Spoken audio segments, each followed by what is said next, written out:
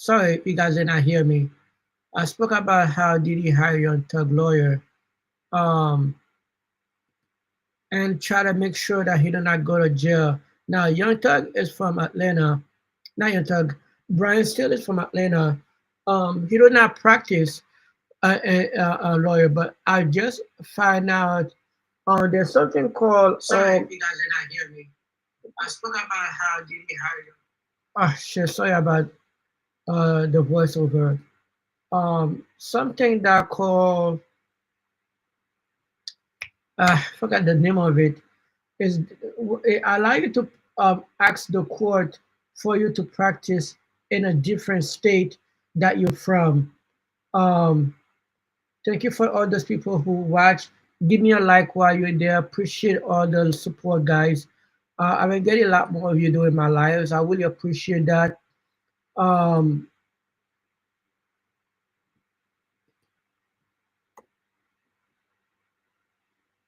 um, but guess what happened is it looked like um Boston Richie has been arrested again.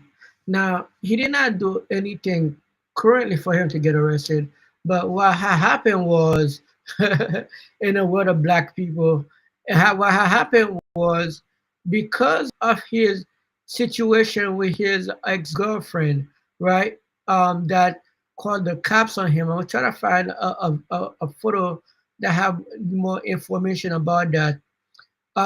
It looked like because you know what I mean, when he had a physical interact with his girlfriend, and she called the cops on him. Well, a judge found that he is now not safe to be out in public, and they feel like they need to take away his freedom right there, right? So because of his, he was on probation for a 22 drug case, right? But because of what happened with him and his girlfriend, um, a judge find that he is not safe to be outside, and he not probably have to stay in jail until he can get a lawyer to debate or not whether or not they should keep him inside or they're gonna spend um maybe between 6 months to a year in jail to serve his remaining drug cases. Um, I just try to show you, man. When those guys outside, bro, they're gonna understand that, bro. You gotta be careful. Like the cops is not playing around with us, and for you guys, for this guy to out here playing his with freedom over a young lady who's probably just turned 20, and mind you, she only become famous because of him. I think he bumped into her. She probably got like maybe a couple thousand, maybe because she was cute. But after with him, now she's got over 100K subscriber, and now she can become so-called influencer, and she feel like she don't need you, and you know what I mean. Now you're gone, and she gonna get money from you from child support. Man, you already know how that play goes, man. You already know how that play goes, but a little bit too late for now. Bruh, let's play that video from this guy, man, because I wanted you guys to go full detail. A court yesterday, bro. Yesterday, bro. I was really dumb because I thought he had beat the case, bro. I thought Little TK had beat the case. He's like a third guy who this year already beating the case against the feds. That he's about to be free. But came to find out he was already lost a previous case for a 2023 situation, right? Let me show you more information about that. Um, where? So he's already like this one right there. He currently serving 55 years for a murder case back for 20 16. Now the 50 he got 55 years. Bro, how many people this guy care? So he already found guilty for that, I don't know, in a different state. But the one he just got 80 for, bro, that is for 2017.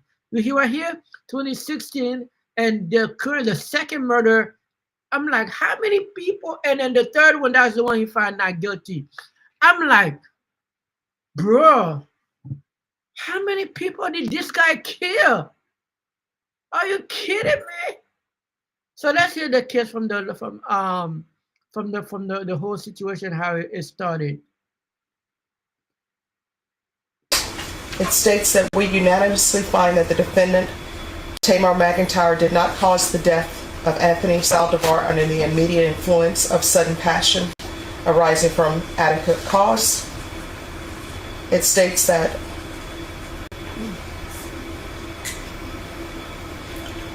punishment should be assessed at 80 years in the prison, and there is no fine. Does anyone wish to have the jury polled? Nothing to say, Your Honor. Yes, Your Honor. All right, Mr. McIntyre, the jury found you guilty of murder.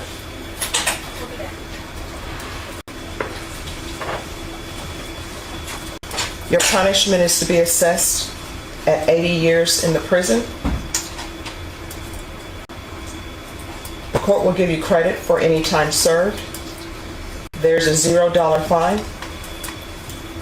And with regards to the other offense, all right.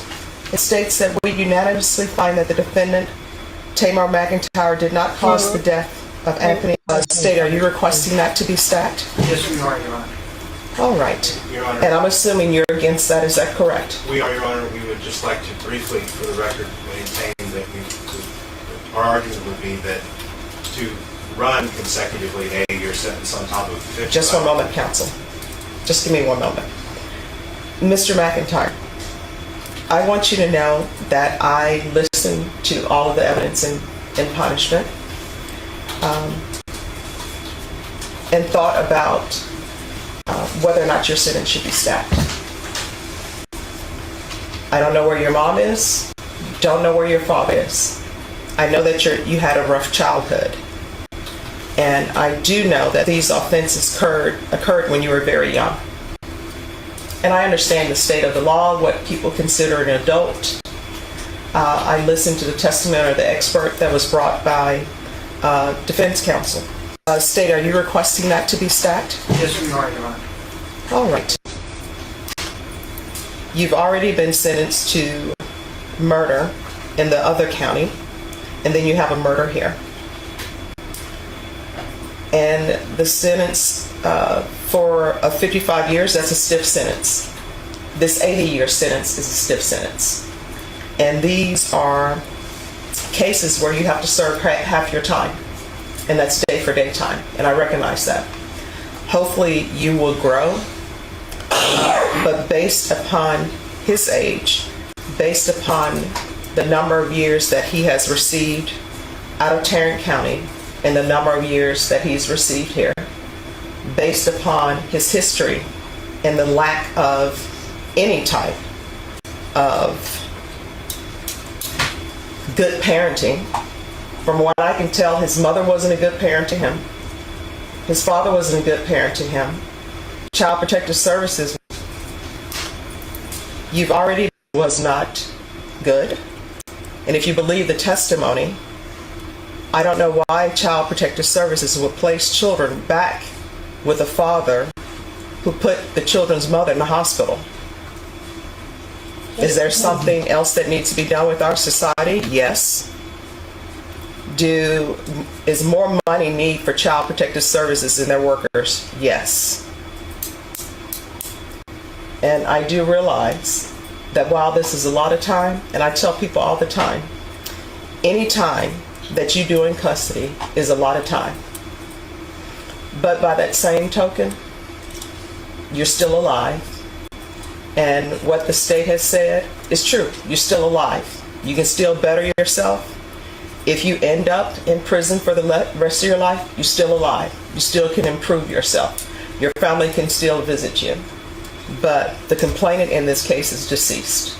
Was not good. And you need to internalize that the complainant in this case is deceased and that his family is never going to see him again. So you're going to have to make changes.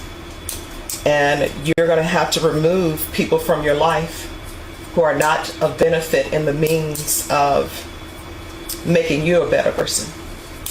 And I do understand that sometimes people will go to prison, they join gangs because you need protection, because you're there by yourself, you're young, but you're going to have to make better choices. Do you understand? Yes, ma'am. So I'm going to sentence him to 80 years in the prison, give him credit for any time served. There is a $0 fine. This will run concurrent with 1511547D. And you need to internalize that the complaint. His punishments were. Okay, so that was the other lady testify. So yeah, that's what happened. He got 80 years, and by the time he probably 55 or 60, maybe he'll get a chance to like to get get out in good behavior. Maybe if he not join gang, if he's not on this, if he's not on that. But let's pray for a brother, man. Beside that, bro, what else has been going on? Let's jump to No Jumper. Let's jump into No Jumper. I'm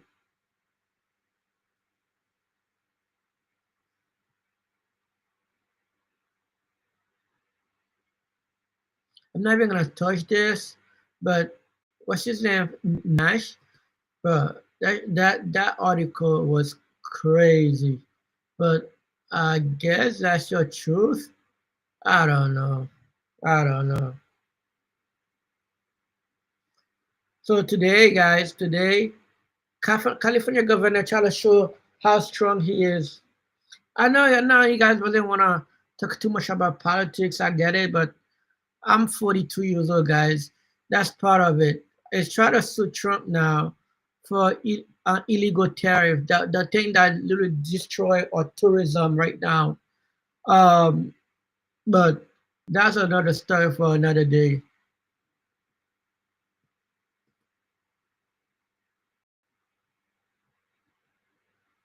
Complex.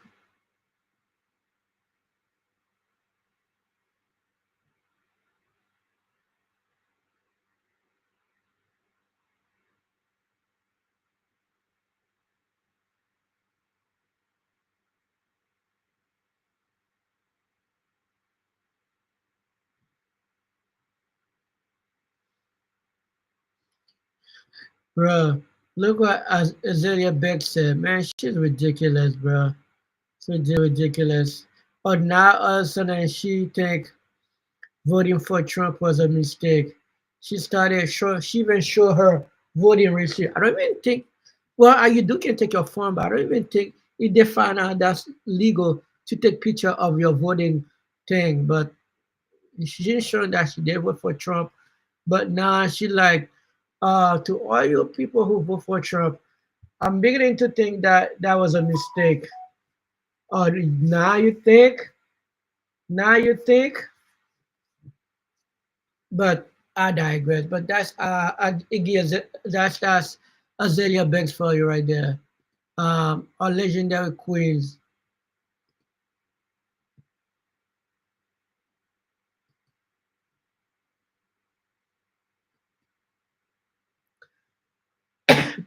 What else has been going on? Bro, look at this. Today, bro, Trump raised the tariff to 250, bro. To 250.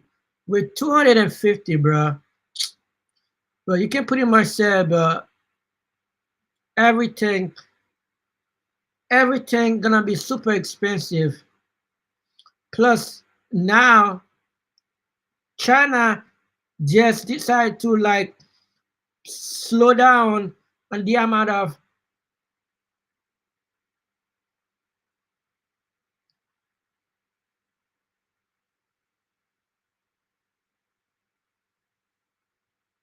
the amount of rare earth they can sell us to.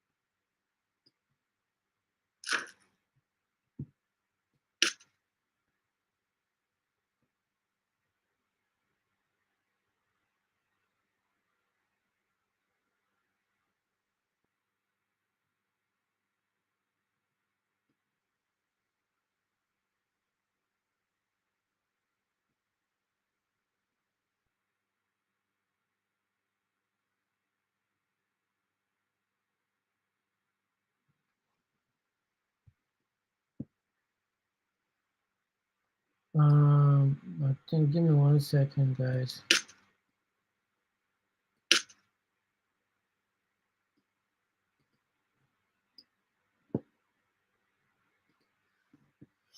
So, oh yeah, why keep going like blank when I'm doing something, bro? Sorry, I was trying to look at something. But yeah, rare earth is something we make military stuff with, man.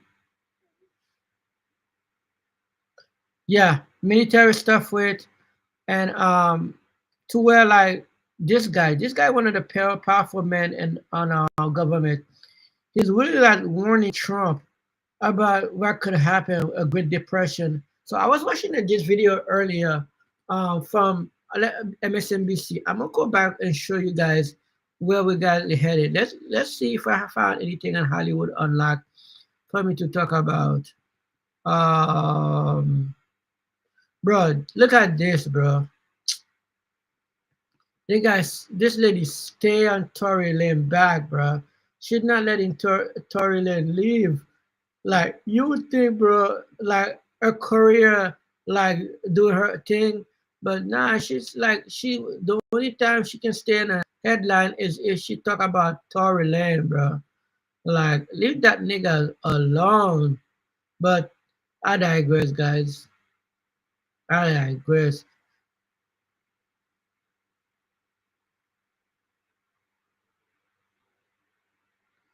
She would talk to Helen content, meaning probably her Tory could possibly get out. Now she's trying to be like, oh, he should stay in jail even longer. Bro, I got to show you, man. Women, bro, you gotta be careful. You gotta be careful, bro. Definitely. Don't let the big booty, big titty like fool you, bro.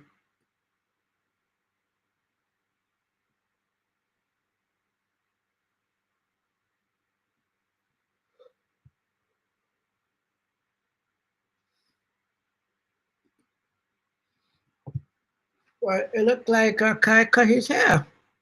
I don't know if that 3D or true, but I don't know. Most people don't even know who that is, but this is like one of the most famous streamer we have, man. One of the most famous streamer. But I digress. What's wrong with Boosie now?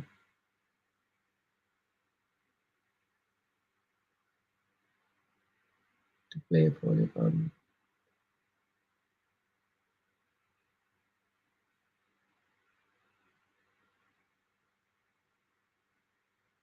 Oh, look like I don't know if it's his fiance or if it's like look like somebody called the cops on Boosie. They got Boosie going to social media. Ugh. Well, hope everything is well, Boosie. Be careful out there, man. You know who else is going towards that?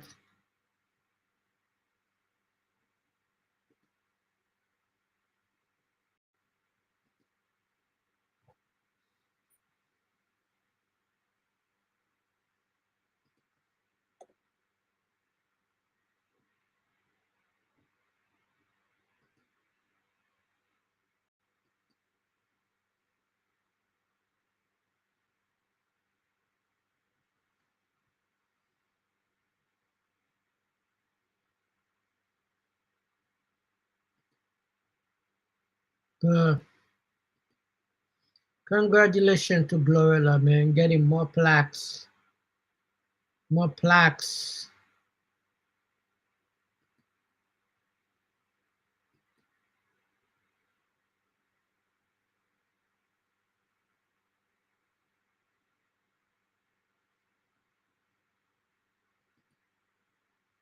More plaques. Congratulations to Glorilla, man. Congratulations. Well deserved. You've been working hard lately, man. Putting like single after single.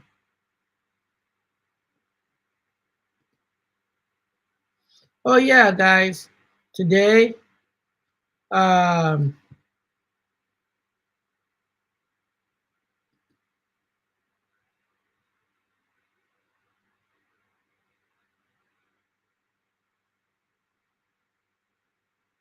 bro, I don't know why this city is so famous, bro.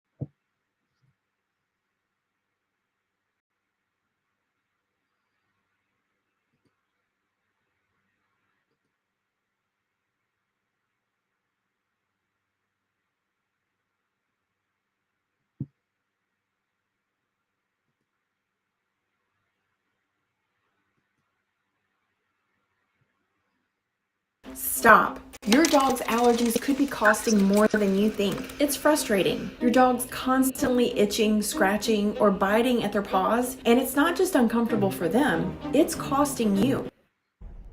The NCAA has complied immediately, by the way. That's good. But I understand Maine. Is Maine here, the governor of Maine? Are you not going to comply with it? I'm complying with state and federal laws. Well, we are the federal law. Well, you better do it. You better do it because you're not going to get any federal funding at all if you don't. And by the way, your population, even though it's somewhat liberal, although I did very well there, your population doesn't want men playing in women's sports. So you better comply because otherwise you're not getting any federal funding. See you in court. Every state, good. I'll see you in court. I look forward to that. That should be a real easy one. It's not every day you see someone defy Donald Trump directly to his face. But back in February, Governor Janet Mills did just that, and at the White House, no less. And Donald Trump threatened her, as you just saw, and the entire state of Maine for it. Well, today he made very good on that threat, as Attorney General Pam Bondi announced that the Trump administration is suing Maine for not complying with the government's push to ban transgender athletes from women's sports. It comes just days after the administration threatened to cut off funding to the state's public schools and even their school lunch programs over this. Governor Mills hit back at his latest move in a statement saying, "This matter has never been about school sports or the protection of women and girls. As it has been claimed, it is about states' rights and defending the rule of law against the federal." But I saw this one I wanted to share with you guys. The prison in El Salvador, where Kilmar Abrego Garcia was sent, the Trump administration says by mistake, is one of the largest maximum security prisons in Latin America. In recent weeks, that prison has become a kind of photo op for members of the Trump administration and his Republican supporters in the U.S. Congress. Homeland Security Secretary Kristi Noem toured the prison in March, posting an Abu Ghraib-style video and photos of herself in front of a crowded cell. This week, Republican Congressman Jason Smith of Missouri posted his own photo from inside the prison in El Salvador. So did Republican Congressman Riley Moore of West Virginia, who shared this photo, double thumbs up, in front of the cells of the prison.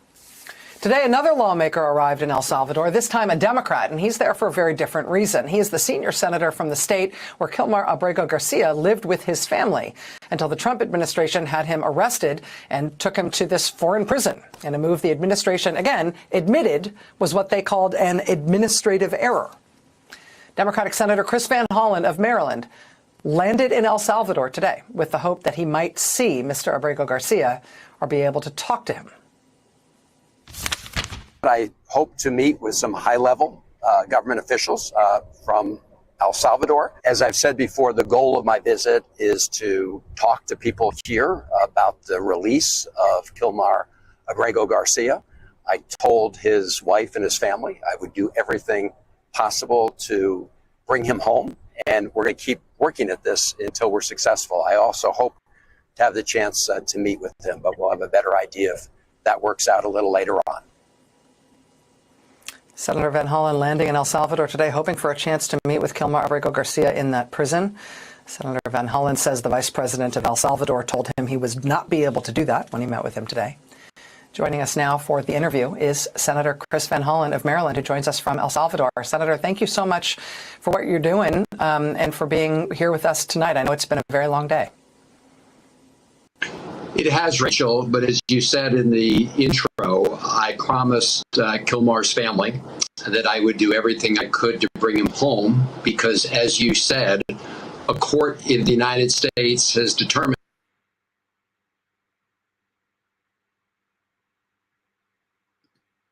notorious prison in El Salvador. So that's why I raised these issues directly with the vice president of El Salvador. The president is not in the country now. So I met with the vice president to talk about these issues and ask for the opportunity to go visit Kilmar. What's sort of the range of potential outcomes here that you think are possible? What are you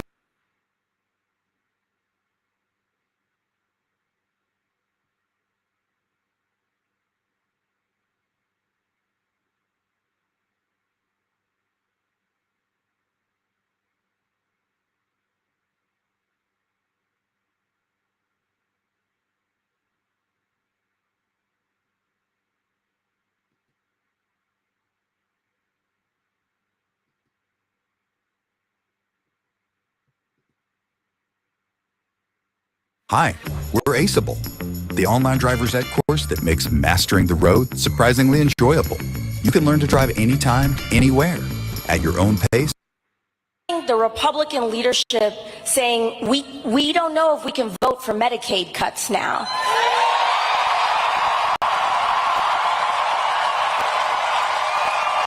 Wow, that's crazy. Because look like all those travel to red state with AOC and Bernie, now it's carrying the Democrat away from like passing legislation that could make them lose money, but the fight is not over. Right? It's like people will believe. Wow.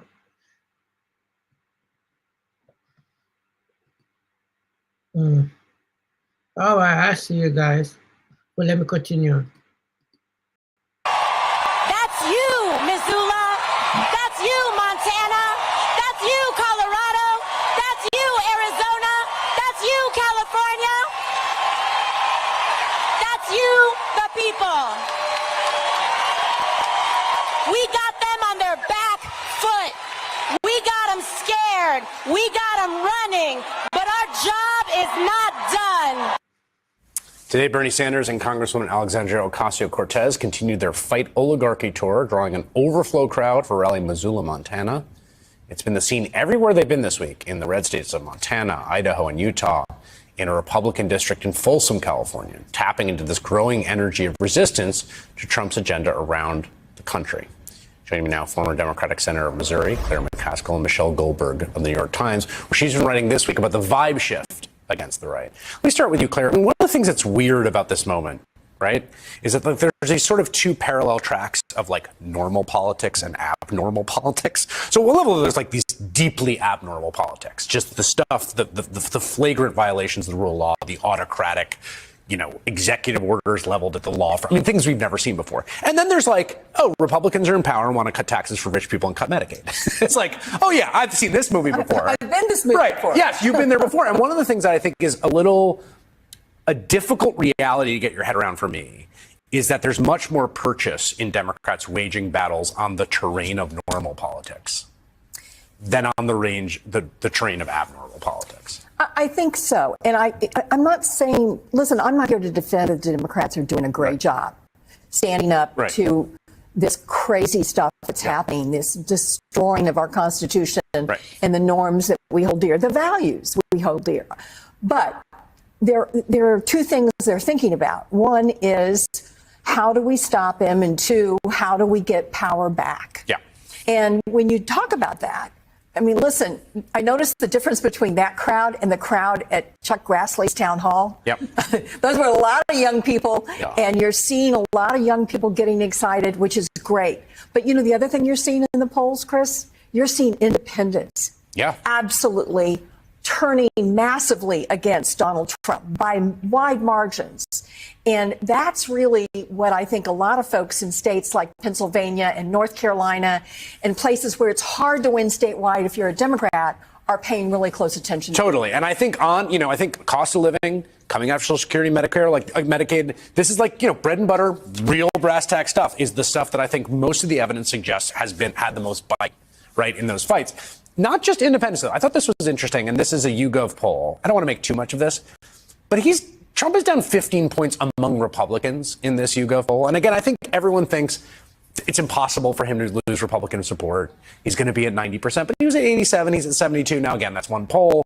But you wrote a really interesting column this week where it was just like picking up on some voices on the right who were Right. voted Not a for lot, not by a any lot, but like means. people being like, yeah, I don't love this. Right. And I mean, what's interesting is that these people were some of the sort of leading indicators, at least to me, that there had been this energy on the right a few years ago. They were people who were, kind of very disgusted by wokeness, very disgusted by the Democrats, people who were kind of the intellectual vanguard in some ways. And who had not previously been kind of like avowed gung-ho Trumpers.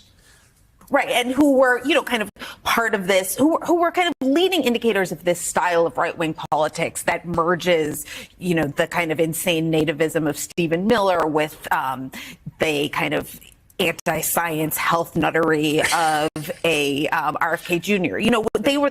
They sort of were at the intersection of this movement. At least some of them were, and to see them turn against it, and in some ways in the same way that you sort of saw these early defectors from the Democratic Party, longtime liberals who were like, very critical of these socially progressive politics, they feel like they're being lied to, and there's something intellectually insulting at being forced to pretend that any of this makes sense. And I do think the tariffs are a kind of key watershed moment here, because they are genuinely indefensible.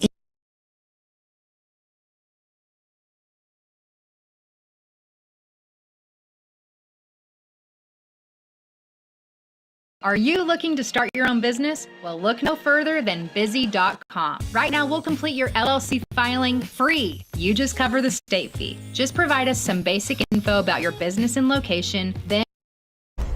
For the first time in nearly 4 decades, the Olympics are returning to Los Angeles, California.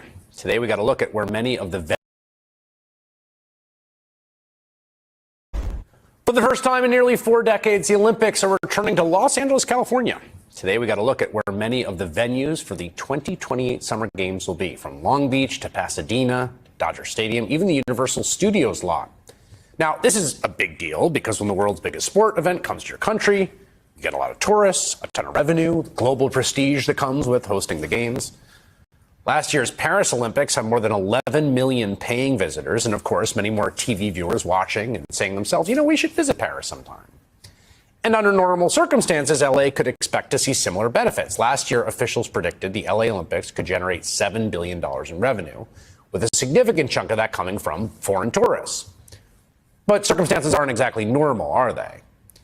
Donald Trump's entire shtick as president is that America is being ripped off by foreigners, and we're kicking people out, not letting people in. Heck, we've canceled the visas of more than 1,000 foreign students in U.S. colleges. Let many of them be hunted down for deportation with no due process. Our Secretary of State, Marco Rubio, says, if you think the wrong way, we don't really need you. Listen to this. Visiting America is not an entitlement, he writes. It is a privilege extended to those who respect our laws and values. It's policy born out of the general MAGA worldview that says that foreigners are taking from our society without contributing. Here's the thing to remember, since we're also in this trade war that might crater the American economy. America has always run a huge trade surplus with the rest of the world in one particular industry: tourism to America, right? People have always wanted to visit the United States. They come from all over the world and they visit our institutions and our shops and our museums and eat in our restaurants and stay in our hotels. The U.S. travel industry says it generated $1.3 trillion last year and supported 15 million American jobs. That's not just from foreign families on holiday. Much of it also comes from an educational system that was the envy of the world until a couple of months ago.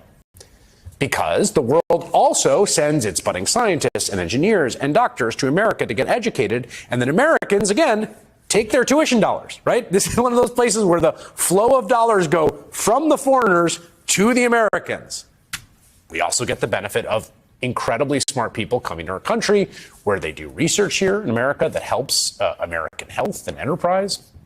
I mean, everyone understands and knows this at some level. Even MAGA people grasp the concept when the foreigner in question is, for instance, a certain South African migrant who, oh, how'd he get here? Right, he made his way to study at the University of Pennsylvania before he started a bunch of companies, becoming the world's richest man. His immigration status during those early years, a little unclear, by the way. Again, this is a very common story, and now the U.S. is basically trying to chase all these people out with these ludicrous mass visa cancellations, which appear to start as a kind of ideological crusade against people that had like wrongthink on the issue of the war in Gaza. But now they're just on this just incomprehensibly capricious spree where they appear to be just getting anyone that's got any kind of infractions, including people who had none, that are maybe made up or an error. Like, here's one example in the case of Suguru Anda. He's a Japanese grad student in computer science at Brigham Young University, okay? He's married with 5 children, 2 of whom were born here in the U.S. ICE told Anda his visa has been revoked because they found a criminal record for him, okay? But he only has 2 speeding tickets on his record, as well as a catch and release violation from a fishing trip in 2019, which was dismissed by a court. Nevertheless, he and his family may be forced out of the country before the end of the month for 2 speeding tickets and a fishing violation, which was dismissed. And of course, Trump persecution extends beyond college students. Border officials in Houston detained and deported an Australian man who had more than a year left on his work visa. He'd been trying to get back to the States after attending an overseas memorial for his sister. He says U.S. officials called him an epithet and told him Trump is back in town. We're doing things the way we always should have been doing them. Now, the effect of all this on people coming to this great country and on U.S. tourism is exactly what you'd expect it to be. See all those charts? See what direction they go? It's from the Financial Times, and it shows how travel from Europe to the U.S. has already cratered under Trump. Foreign dollars that would have flowed here, not going here. It's happening elsewhere, too. New data this week shows that arrivals of non-citizens to the U.S. by plane dropped almost 10% in March from a year earlier. And Canadian flight reservations to the U.S. are down 70% through September versus the same period last year, another study found. That's Canada, which accounts for, get this, more than a quarter of tourism to the U.S. In a new worst-case estimate, Goldman Sachs says reduced travel and boycotts could cost the U.S. almost $90 billion in lost GDP this year alone. Again, stress this enough. That's money that flows from foreigners to Americans that Donald Trump, in his infinite wisdom, has decided to possibly choke off. Trump can bray all he wants about sticking it to those no-good foreigners, but in the same way it's actually Americans who are going to be the ones to pay the tariffs. When it comes to his and Marco Rubio's war on tourism, it's Americans that are going to pay the price.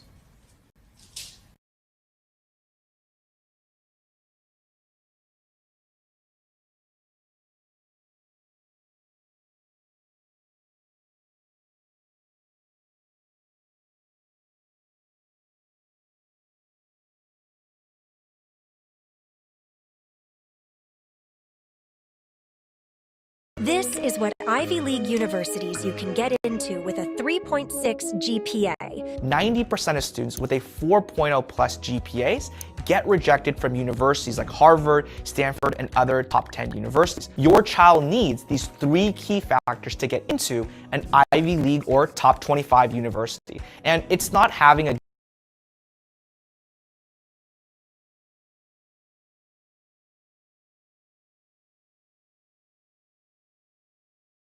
Well, today, what one judge has called the lawlessness of Donald Trump